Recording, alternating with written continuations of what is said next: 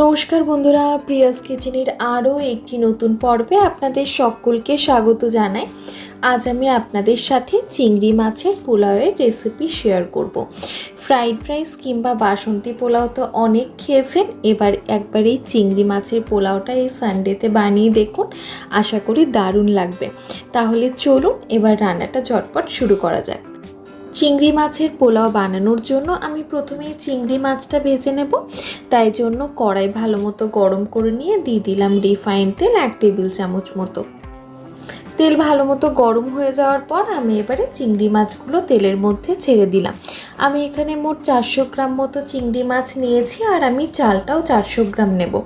মানে এই চিংড়ি পোলাওটাতে আমি যতটা চাল নিচ্ছি ততটাই আমি চিংড়ি মাছও নিচ্ছি, মানে তত গ্রাম আমি চিংড়ি মাছও নিচ্ছি। আর চিংড়ি মাছটা আমি ভালো মতো ধুয়ে নিয়ে একটু নুন, হলুদ আর কাশ্মীরি রেড চিলি পাউডার দিয়ে ভালো মতো ম্যারিনেট করে রেখে দিয়েছিলাম 10 মিনিটের জন্য। দেখুন চিংড়ি মাছটা তেলে ছাড়ার পরপরই কিন্তু এরকমভাবে জল ছাড়তে শুরু করেছে। তাই জন্য আমি এটা হাই ফ্লেমে ভেজে নিলাম 4 থেকে 5 মিনিট। তার মধ্যে কিন্তু জলটাও শুকিয়ে যাবে, আবার চিংড়ি মাছটা একটু একটু ভাজা হয়ে গেছে। চিংড়ি মাছ তো ভাজা হয়ে গেল, এবার আমি অন্য একটা পাত্রে তুলে রাখছি।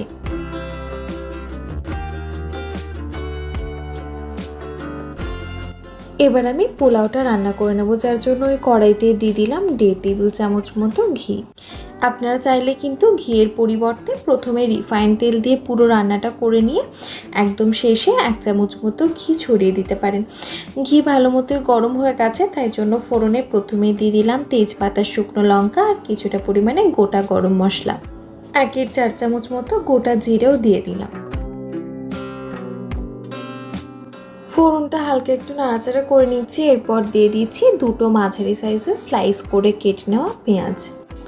পেঁয়াজটা এখন একটু লালচে করে ভেজে নেব। তবে পেঁয়াজটা ভাজতে ভাজতে আমার মনে হচ্ছে যে ঘিটা একটু কম হয়েছে, তাই জন্য আমি আর এখানে ঘি দিচ্ছি না, কিন্তু দিয়ে দিচ্ছি আরও 1 টেবিল চামচ মতো রিফাইন্ড তেল।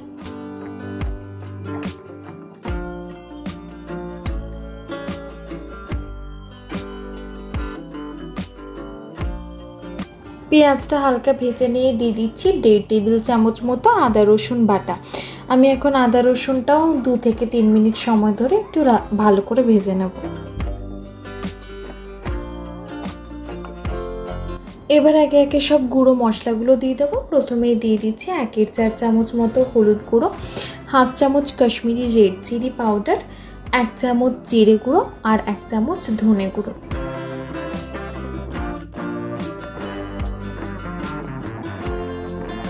এবার দিয়ে দিচ্ছি 2 টেবিল চামচ মতো ফেটিয়ে রাখা টক দই।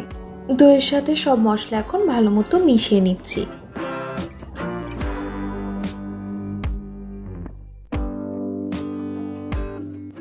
দিয়ে দিচ্ছি সামান্য একটু জল, যাতে মশলাটা পুড়ে না যায়। নাড়াচাড়া করে তো ভালো মতো মিশিয়ে নিচ্ছি। এরপরে 10 থেকে 15 মিনিটের জন্য ঢাকা দিয়ে আমি মশলাটা কষিয়ে নেব একদম লো ফ্লেমে। দিয়ে দিচ্ছি স্বাদ অনুযায়ী লবণ।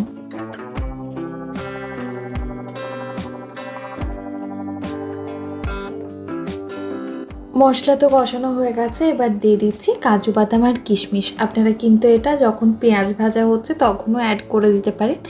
আমি তখন অ্যাড করতে ভুলে গেছিলাম, তাই জন্য এই সময় অ্যাড করে আমি ভালো মতো মশলার সাথে মিশিয়ে নিচ্ছি। মশলা তো ভালো মতো কষানো হয়ে গেছে, এবার দিয়ে দিচ্ছি মেজারিং কাপের 2 কাপ মতো বাসমতি চাল, ওজন হিসেবে যেটা 400 গ্রাম। চালটা আমি ভালো মতো ধুয়ে পরিষ্কার করে জলটা ঝরিয়ে রেখেছিলাম। এখন চাল মশলার সাথে ভালো মতো মিশিয়ে আমি চালটা ভালো মতো মশলার সাথে ভেজে নেব মোটামুটি 4 থেকে 5 মিনিটের জন্য মিডিয়াম টু হাই ফ্লেমে। এবার দিয়ে দিচ্ছি 1/2 কাপ মতো দুধ আর 3 কাপ মতো গরম জল। মানে এখানে চাল আর জলের রেশিওটা হচ্ছে 2 কাপ চালের সাথে আমি 3.5 কাপ দুধ আর জল মিলিয়ে আমি ব্যবহার করলাম। পুরোপুরি আমি 4 কাপ যদি জল ব্যবহার করতাম, মানে 2 কাপ চালের সাথে 4 কাপ জল, যেটা ডাবল হচ্ছে, তাহলে কিন্তু চালটা খুব একটা ঝরঝরে হতো না। তাই জন্য আমি এরকমভাবে একটুখানি কমই ব্যবহার করলাম, যাতে পোলাওটা ঝরঝরে হয়। গ্যাসের ফ্লেমটা হাইতে করে প্রথমে একটু ফুটিয়ে নিচ্ছি, আর তার মধ্যে আমি একটু সামান্য লবণও দিয়ে দিলাম, মনে হলো লবণ একটু কম হতে পারে তাই জন্য। এরপর আমি ঢাকা দিয়ে রান্না করে নেব 10 মিনিটের জন্য একদম লো ফ্লেমে। এবার দিয়ে দিচ্ছি 2টো কাঁচা লঙ্কা আর আগের থেকে ভেজে রাখা চিংড়ি মাছটা। তার সাথে দিয়ে দিচ্ছি সামান্য একটু চিনি, তবে এটা একটু ঝালঝালি হবে, জাস্ট স্বাদটা ব্যালেন্স করার জন্য একটু দিলাম। নাড়াচাড়া করে ভালো মতো মিশিয়ে নিয়ে কিন্তু আবারও ঢাকা দিয়ে রান্না করে নেব মোটামুটি 10 মিনিটের জন্য একদম লো ফ্লেমে। এরপর একটু ধনেপাতা কুচানো ছড়িয়ে দিলে কিন্তু রেডি হয়ে যাবে চিংড়ি মাছের পোলাও। আপনারা এটা যে কোনো ছুটির দিনে কিংবা কোনো অনুষ্ঠানে কিন্তু বানিয়ে দেখতে পারেন। কেমন লেগেছে আপনাদের অবশ্যই কিন্তু কমেন্ট বক্সে জানাবেন। আর ভালো লেগে থাকলে প্লিজ ভিডিওটা লাইক আর বন্ধুদের সাথেও একটু শেয়ার করে দেবেন। আর চ্যানেলটা এখনও সাবস্ক্রাইব করে না থাকলে সাবস্ক্রাইব করারও অনুরোধ রইল। আবারও দেখা হবে আরও অন্য একটা ভিডিও নিয়ে। ধন্যবাদ, ভালো থাকবেন।